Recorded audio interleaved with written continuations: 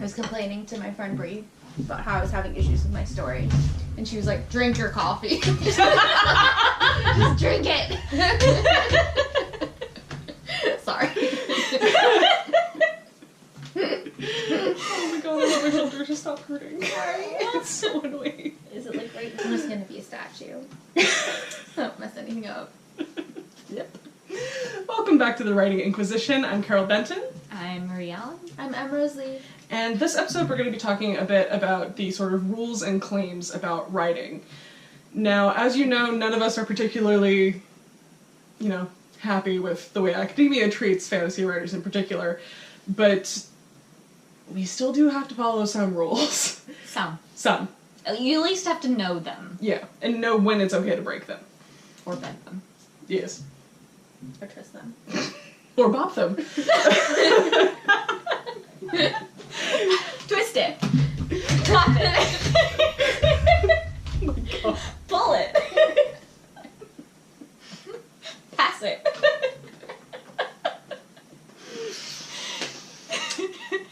So you may have noticed we're a little giggly this recording session.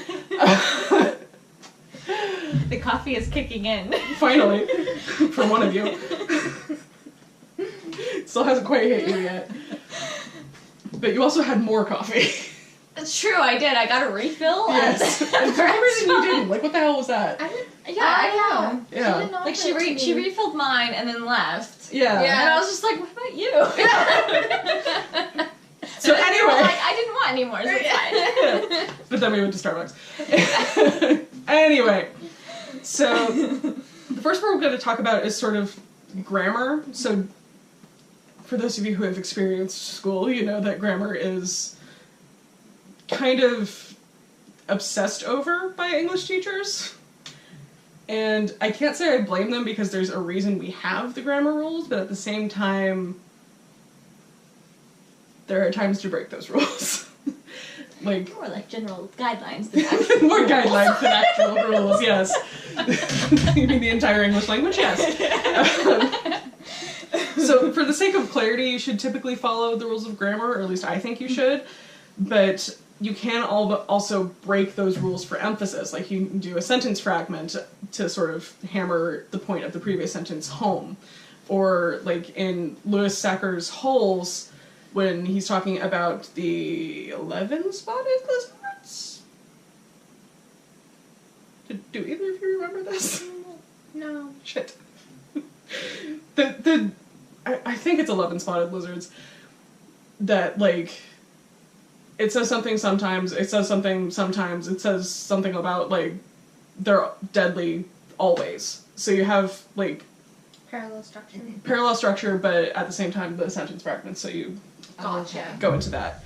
And in the article that I found all of these rules, basically, which will be linked below,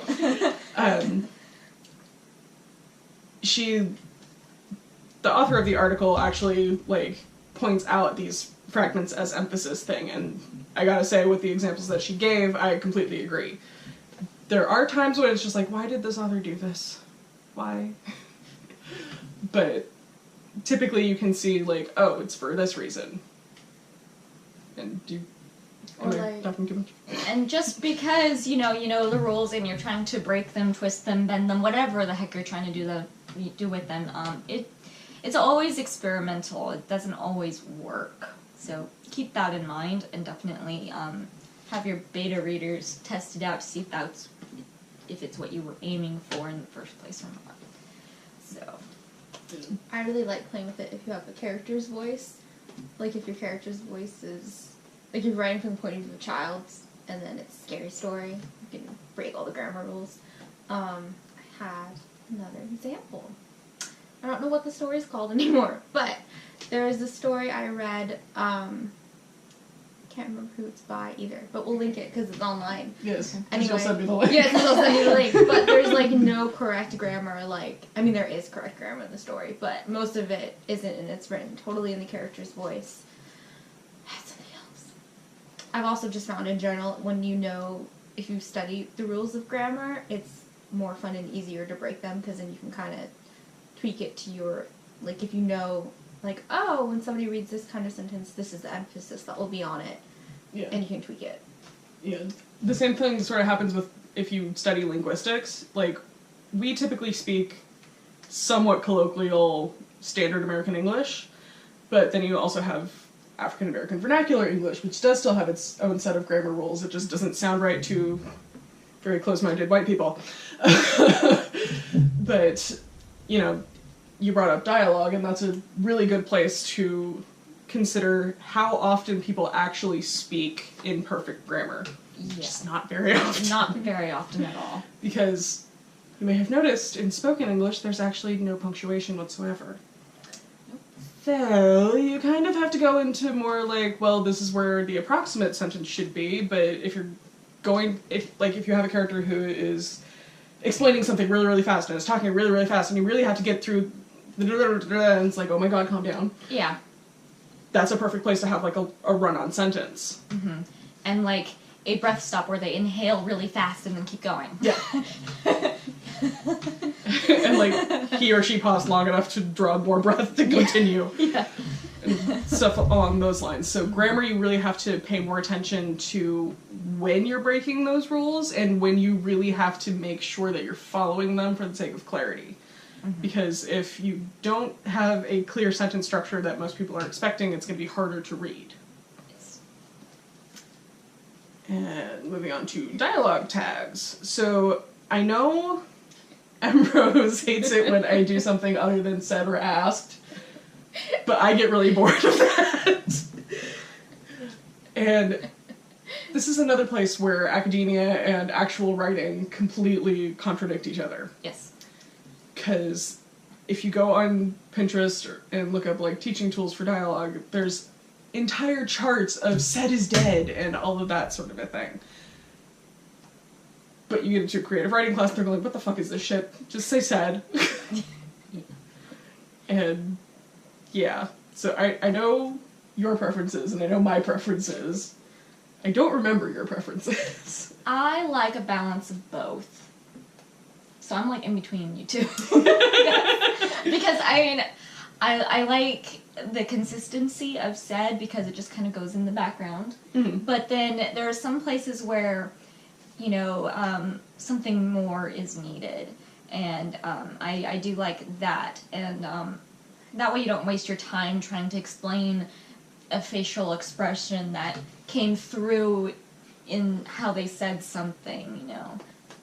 Yeah, so like, yeah, so it can also be used as sort of more character development stuff. that too, yeah. Because, you know, some people get really quiet and hissy when they're pissed off, and some people get really loud and just bombastic when they're mad. Yeah, exactly. So having a sort of, like, you shouldn't have done that versus, you should not have done that! Sometimes that needs an explanation. Yeah. And you can't always do that in the next sentence. Yeah. So usually having the help of a creative dialogue tag, it can get that across. Yeah. But I like at the same time, there is still this, like, there's also this thought that, like, if you're a good enough writer, you shouldn't have to differentiate. I mean, that puts a lot of pressure Yes. on people, though. Yeah. Yeah, that's my huge issue with it. See, yeah, that's my issue too. I'm like, Yeah. that's why I like a balance because then it's Yeah. like it's not too much and then it's not too little. Yeah. And Like, I'm starting to skew more and more toward balanced.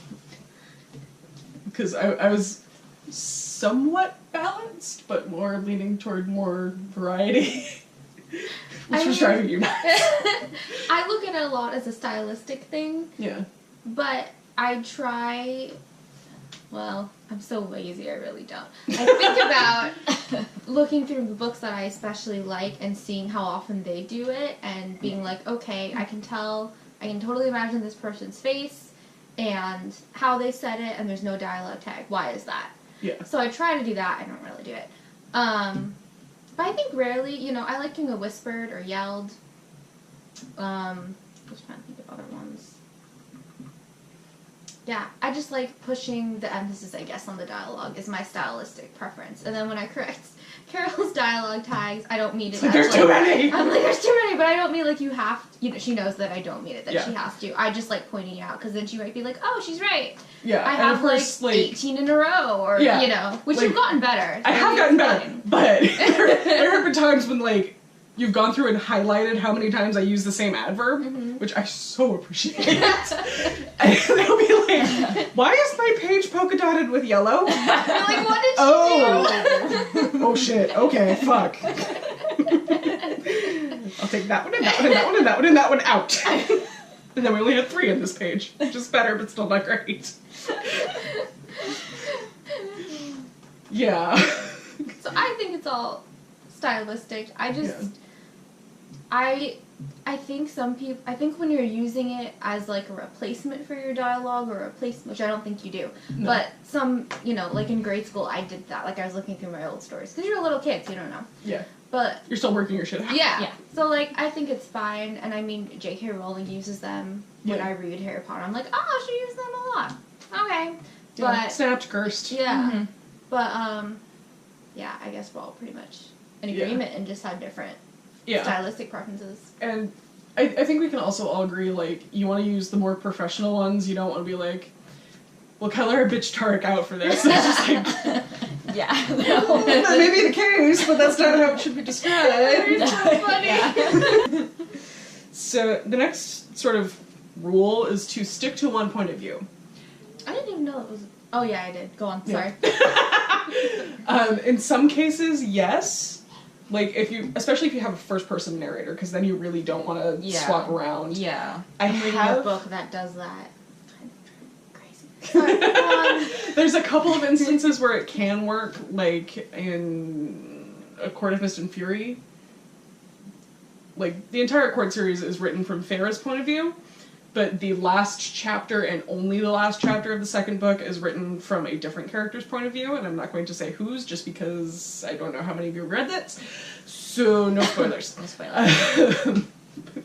It's really good. You need to read it. Yeah, there's some instances where it can work really well, Yeah. and then there's some where it just doesn't.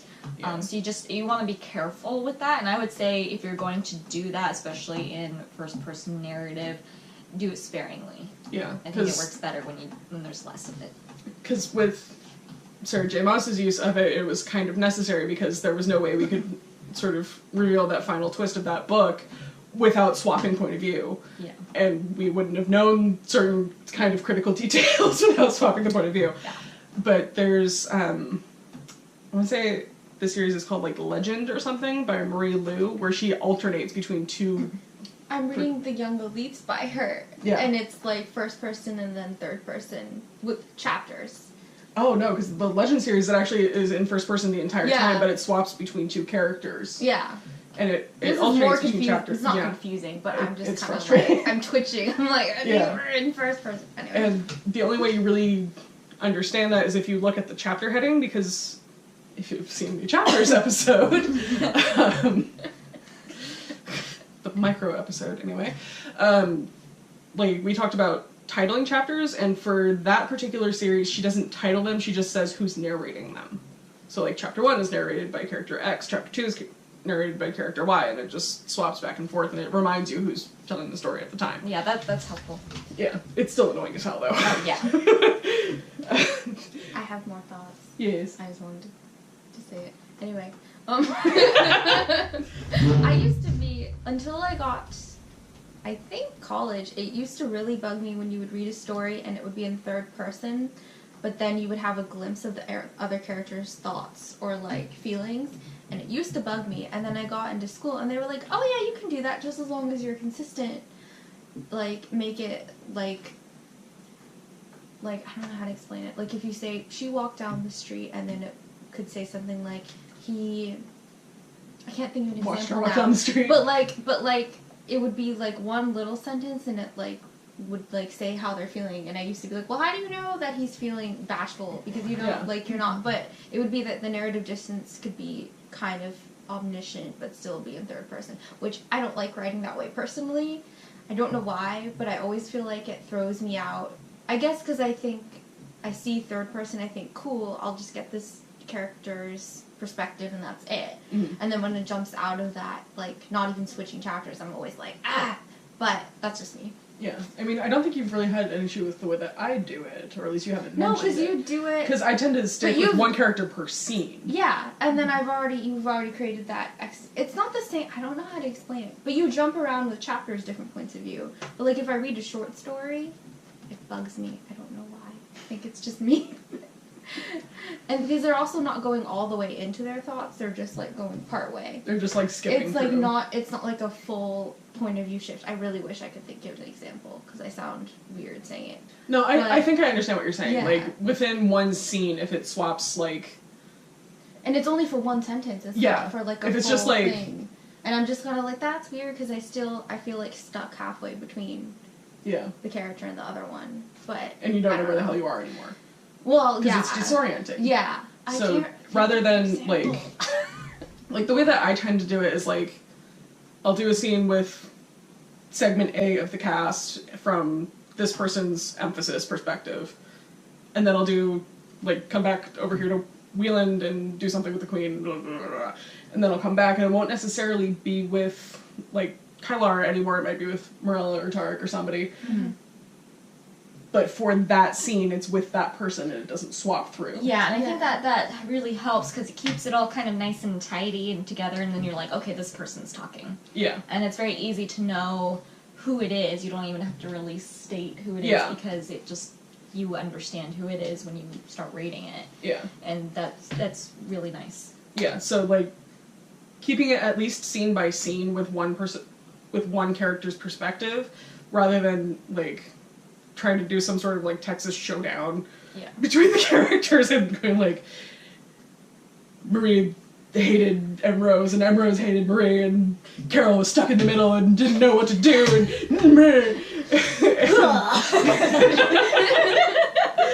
kids, you're both right, calm down. But having a sort of, at least a system of doing it and swapping perspective that way rather than just... Because it says stuff, it's like if it'll be like, she sat down, he backed away from her, feeling bashful. And I'm like, you've never ever been in his point of view. How the fuck do you know How this? did you know that? That's what I mean. I thought of an example. Yeah. Anyway. No, I actually have a similar sort of issue that actually comes out of Harry Potter of all places.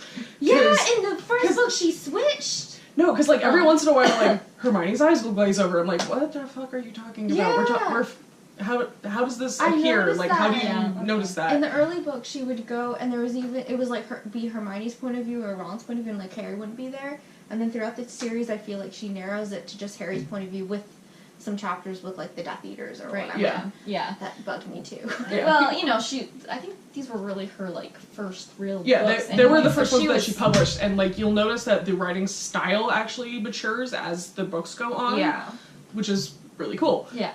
But it also, like, eliminates those issues of, like, we're constantly in Harry's point of view. How do we know that Hermione's eyes glazed over? Yeah. Like, what does that even fucking look like from the outside? How do he know this? Yeah.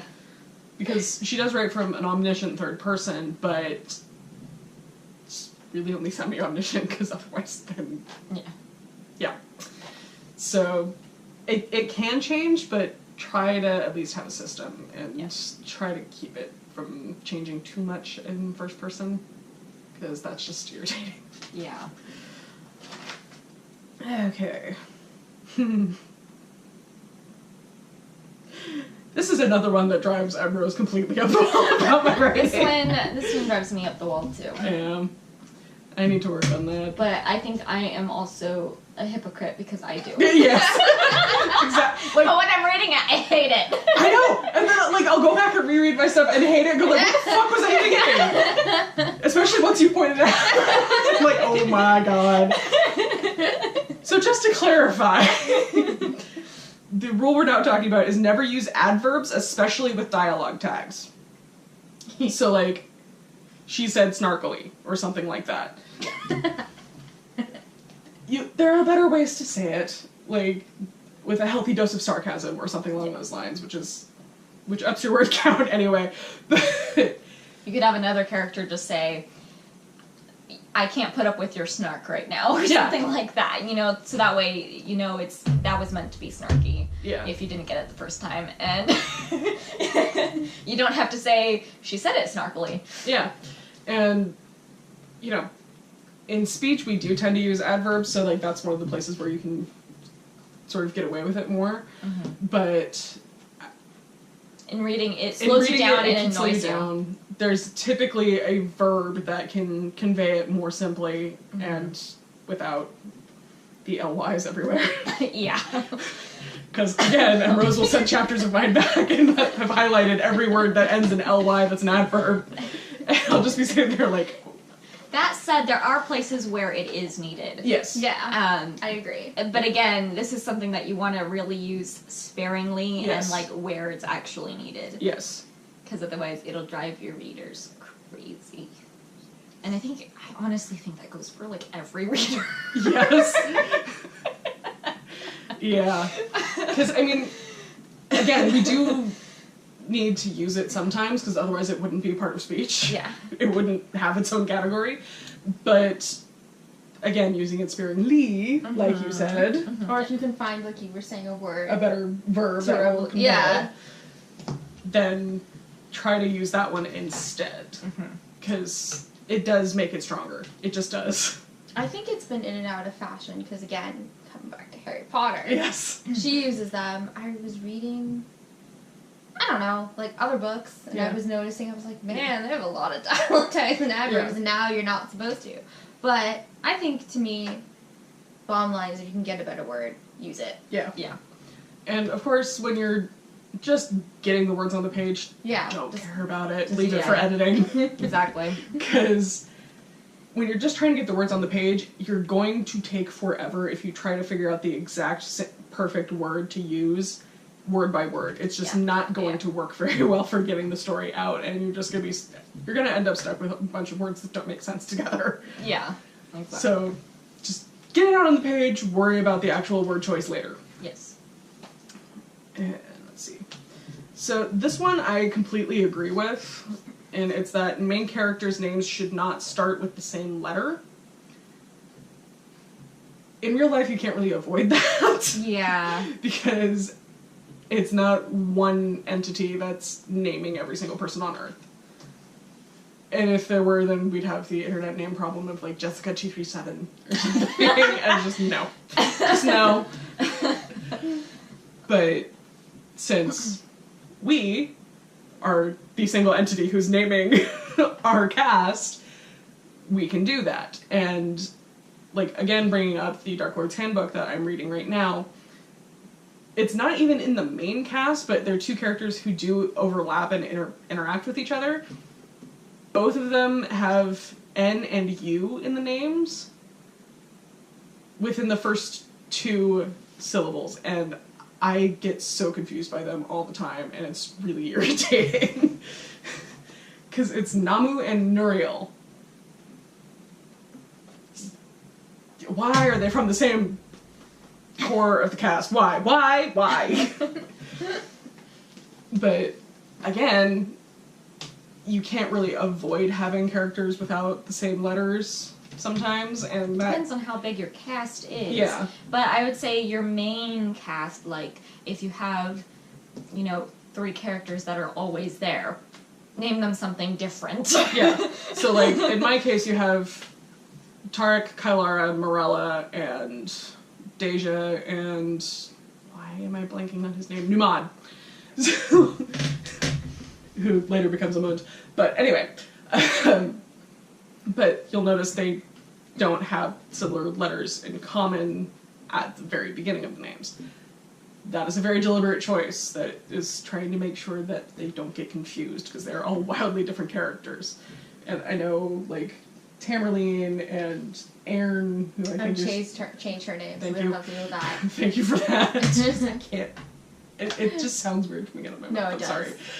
And Because it was a placeholder name. yeah, and I feel like such a horrible friend. I can't remember. It's okay, I haven't been sending you stuff. I so know. I might have changed them too. The dude's name. Oh. Tiernan? No, not that one. Farron, thank you. That one. He's not even in book 1. No, Farron is. Yeah, Farron isn't in book 1 anymore. Yeah. So, you or know, like, if you are going to make them similar, like Harry and Hermione, yeah. at least it's not an HE sound for both of them. Yeah, They change the really phoneme. confusing. Yeah. And for those of you who don't know what a phoneme is, because you did not take linguistics in the college, a phoneme is like the sound you make. So like, even in the three of us, with our author names, we have Marie, Carol, and EmRose. We have wildly different names, and even our actual names are wildly different. Yes. So...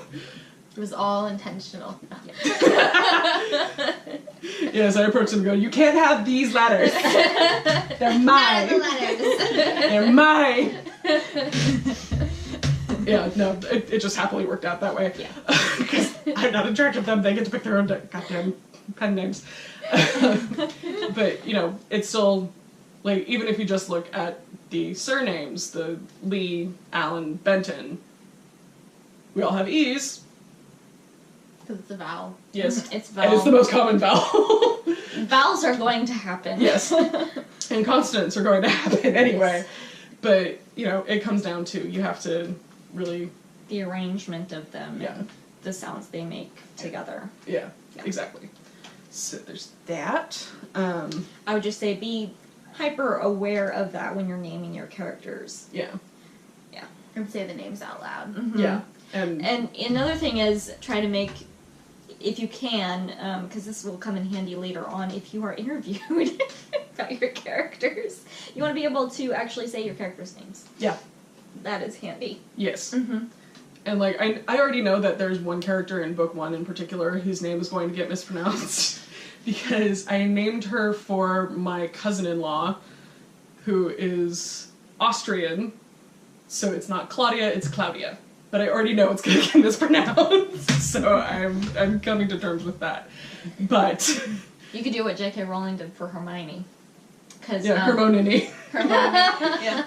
That was the entire reason why that scene was there, is because too many people were mispronouncing Hermione. I was calling her Herman for the longest time.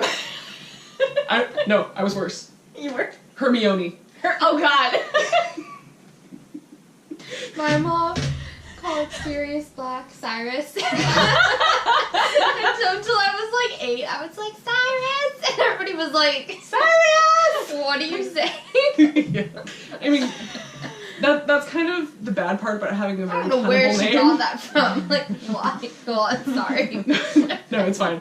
Because, I mean, using Sirius as an example here, and my birth name being doubly punnable. So, that can help assist with things, but you have to, like, be really heavy-handed with it, so it's like, why so serious, Sirius? Which sounds dumb. But and then you're also combining fandom and Memes galore. yes, all the memes. So the next rule is to avoid info dumps. So this basically means, like, don't throw all of your exposition in one paragraph or one chapter or anything along those lines. Yeah. Because taking a real life lesson, some of you will have found history very interesting, but it is kind of an info dump course. Yes. It's, here's all this information, have fun. Yes. That's not how this actually works, but okay. So, you know, with the first book, you find out over time, like, okay, this is the villain, obviously. Here's how he came into the picture, la da da da da. And here's how these characters are gonna fuck it up over time. Mm-hmm. It's not just like, here! Think of it as layers. Yeah. Like how Shrek said Ogres it. have layers! Ogres have, they're like an onion. They have layers. Or you can think of it how Donkey does, like a cake. Yes! They Or a both trifle! They both have layers, yes, they all have layers. Or Yes. parfait. So Or yeah, parfait, you or have- you anything have- with layers. You have the top layer, which is the first one seen, which you could see as like your first book. Yeah.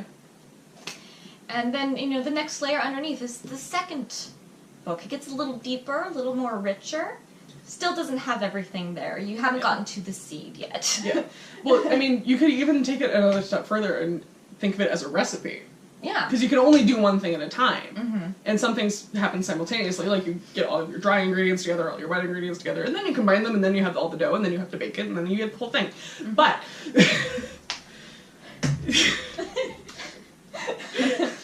You get our point. Yes. Or at least I hope you do.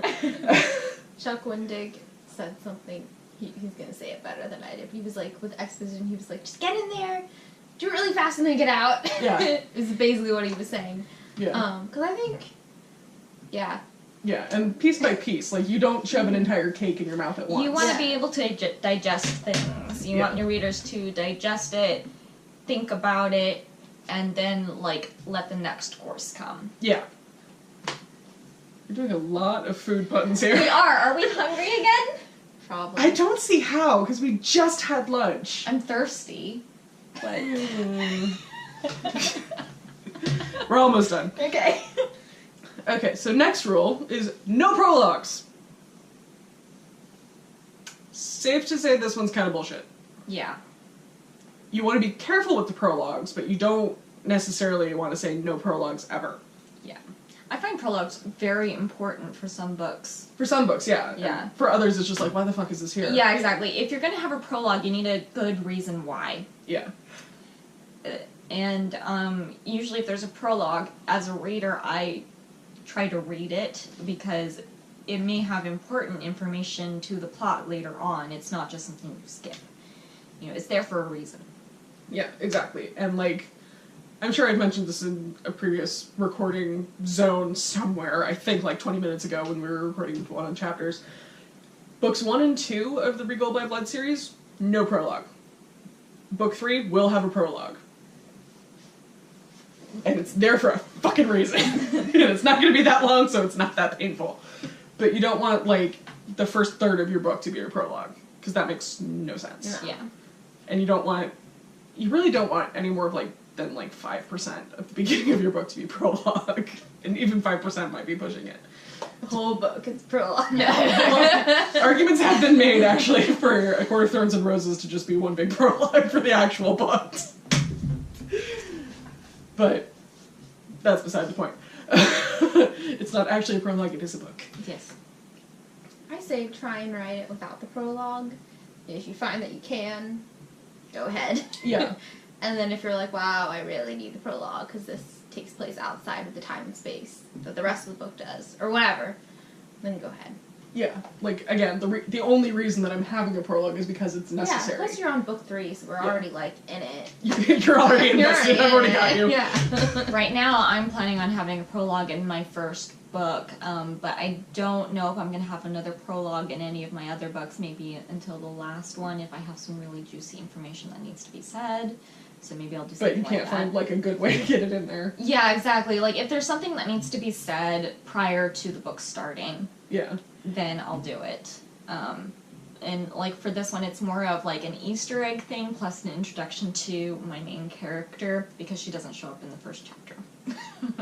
So But she's kind of important to the entire arc of the story. She's hugely important, but she is not there in the first chapter. It's someone else in the first chapter, so... Yeah. So we need to establish, like, shit's hitting the fan. And now back to you in the studio. Yeah, Yeah. Exactly. I'm a fan of epilogues. Yeah. I like epilogues. I like those too, especially with like really good books, and you're just like, what happens next? Yeah, I want like, them I all don't- to be happy. I don't want to leave. Yeah. So, Sorry, if you think of the crossover as an epilogue for all of us.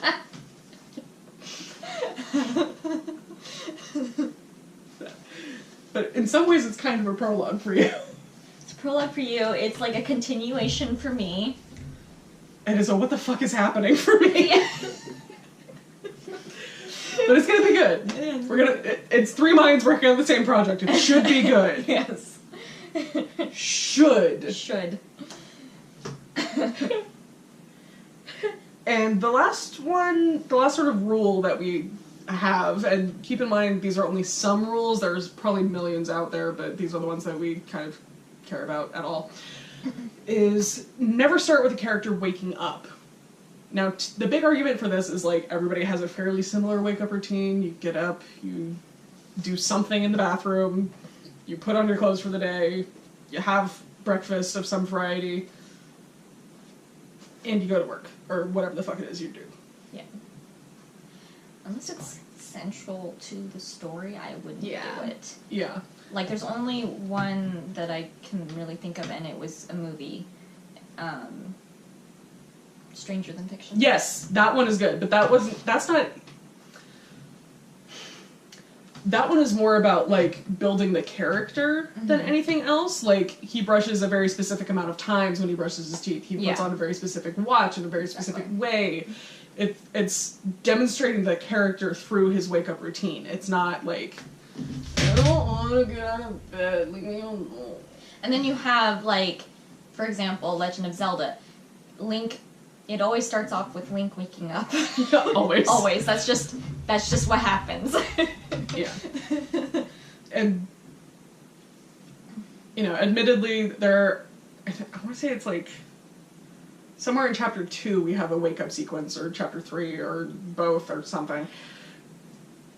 But it's there for a very specific reason, and it's not just, I am waking up and doing my morning routine thing. It's, what the fuck is happening to me? Yeah, I would say avoid doing it in, like, the very beginning of your story, because it's kind of seen as a cop-out. Yeah. And the same thing sort of goes for, like, starting with a dream. Mm-hmm. Because then the reader tends to feel a little cheated, because it's like, well, none of this is actually happening, so what the fuck was the point of me reading I feel like it's great to do that later on in the story, because that is essential sometimes to plot lines. I've done that. And sometimes you just need to do that, but not at the very beginning to establish your characters and the setting and stuff. You just don't do that. Yeah. And, like, as you know, if you've supported me and bought my book, there's a very specific reason why I include dreams for Kylara specifically. And it's there for a reason. The reasoning behind it comes a little bit later, but it's also there for a reason. If you're gonna break any of these rules, make sure you have a viable, solid reason to do so. Because otherwise it's just, really? You're doing that? Yeah. You're pulling that cliche, really? Yeah. We want to help you avoid that. Yeah. We want to make sure that any advice we give, take it with a grain of salt, but do at least consider it. And on that note, thank you so much for joining us on the Writing Inquisition. I'm Carol Benton. I'm Marie Allen. I'm EmRose Lee. And we'll see you next time. Bye.